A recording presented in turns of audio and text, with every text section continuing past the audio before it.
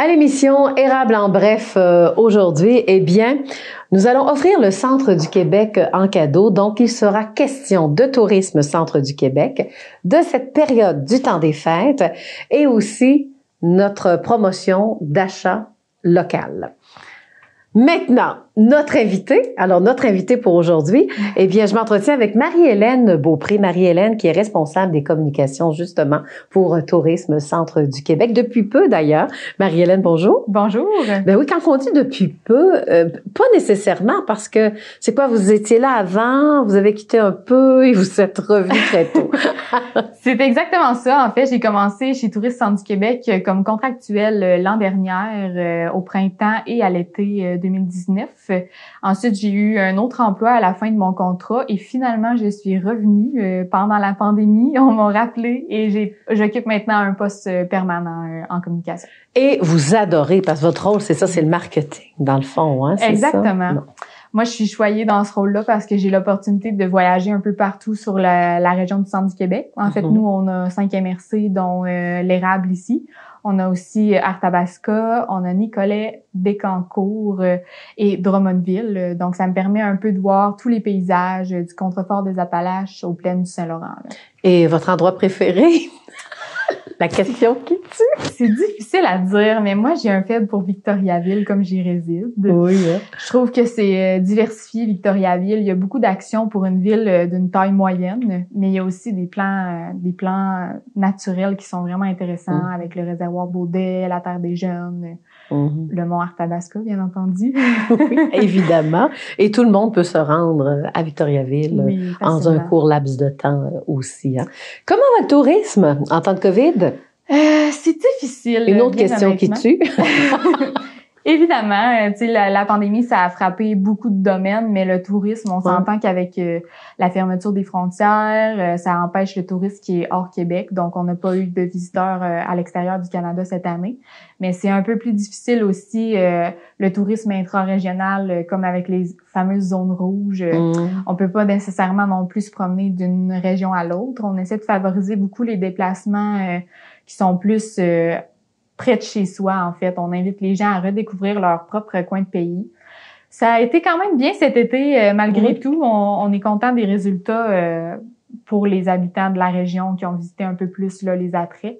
Mais c'est certain que la zone rouge a amené encore des fermetures chez nos attraits qui sont intérieurs, dont les musées, même les salles des restaurants, les salles de spectacle. C'est sûr que ça donne un coup dur à l'industrie. Oui. Et là, le temps des fêtes qui approche, mais vu que vous vous occupez des communications et du marketing, là, pour justement acheter local, c'est quoi la procédure? Raconte-moi, parce que j'ai reçu un communiqué très intéressant, c'est aujourd'hui ou hier, mais parle-moi. Oui, en fait, c'est bien simple. Cette année, on a décidé de donner un petit coup de pouce à nos membres en créant une nouvelle page sur notre site web. En fait, quand on se rend au tourismecentre-du-québec.com, la première chose qui apparaît, c'est une belle petite publicité là, du temps des fêtes pour mettre de l'avant là, ces membres-là. En fait, cette page-là, c'est bien simple. C'est un regroupement de tous les offres qu'il y a touristiques dans la région qu'on peut offrir ou même s'offrir à soi-même pour se gâter dans le temps des fêtes. Alors, on retrouve un peu de tout. Il y a des certificats cadeaux pour les hôtels, il y a des paniers gourmands avec plusieurs producteurs locaux qui se sont regroupés. Il y a également des forfaits plus sportifs plein air, il y a du golf, il y a de l'agro, il y a un peu de tout sur cette page-là. Puis en fait, ça permet vraiment d'encourager des gens qui sont essentiellement au centre du Québec, en fait. Et c'est très facile. D'ailleurs, le site qu'il faut faire, c'est tourismecentre-du-québec.com. Oui, c'est ça. Puis en fait, c'est super simple. Une fois qu'on est intéressé par une offre qu'il y a sur la page, il suffit de cliquer soit sur la photo ou le petit lien qui se trouve au bas, puis on arrive directement sur la boutique en ligne de nos membres. Donc, c'est super facile. En 2 clics, on peut offrir des très beaux cadeaux. Oui, et moi, j'ai fait un petit sondage autour de mes amis pour dire c'est quoi qu'on achète, les échanges cadeaux cette année? Ben, des produits locaux. Alors, d'essayer de trouver une trouvaille, peut-être que quelqu'un n'a jamais vu et que ça se vend chez nous. Alors, c'est une bonne idée, je pense. Hein? Ben, merci beaucoup.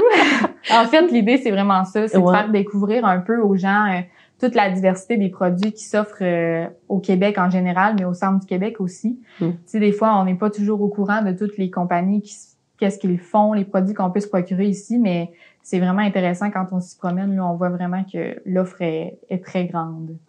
Puis parle-moi un peu de l'organisme Tourisme Centre du Québec, parce que il y a toujours des organisations touristiques un peu partout dans les municipalités. C'est quoi la différence? Oui, en fait, la différence, c'est que nous, on est une association touristique régionale, donc on regroupe les 5 MRC de notre région. C'est ça, ouais. La différence avec les municipalités, c'est qu'ils ont des comme Victoriaville, exemple. Sectorielles. Exactement, comme Tourisme Victo, comme Tourisme et Grands Événements de Drummondville. La différence, c'est que nous, on est l'association de ces associations-là, mais on a aussi les membres à l'ensemble du territoire. Donc, on a un peu plus de pouvoir promotionnel à l'ensemble de la région, mais on est aussi là pour aider les membres dans le développement. Donc, c'est nous qui sommes en charge de les aider avec les programmes d'aide financière, avec le soutien au développement touristique, donc tous les projets que nos membres ont de vouloir soit agrandir, même créer une nouvelle entreprise touristique, ça passe par nous. Alors, je suis contente. De toute manière, en cours d'émission, en cours d'entrevue, on va entendre des vidéos promotionnelles pour mieux... Là, c'est quoi que vous avez manqué à cause de la COVID, Tourisme Centre du Québec? Ben, clairement, les événements, ça nous a manqué cet été. On n'a pas pu avoir les événements, les festivals. On peut penser au Festival du Cochon de Sainte-Perpétue, au Festival de la Poutine de Drummondville, même le Challenge 255 du coin de Baie-du-Fèvre. Un peu tous ces événements-là, rassembleurs, ça a été plus difficile cette année. Même si certains se sont vraiment réinventés, on a eu droit à quelques spectacles ou choses comme ça qui se sont passés en virtuel.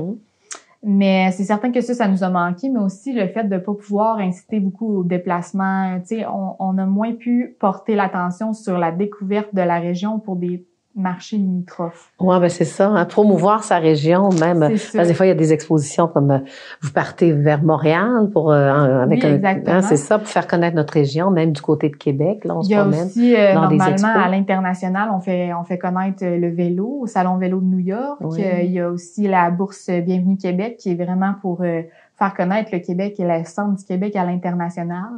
Donc ça, c'est des choses qui ont été différentes ou qui n'ont pas pu se tenir cette année.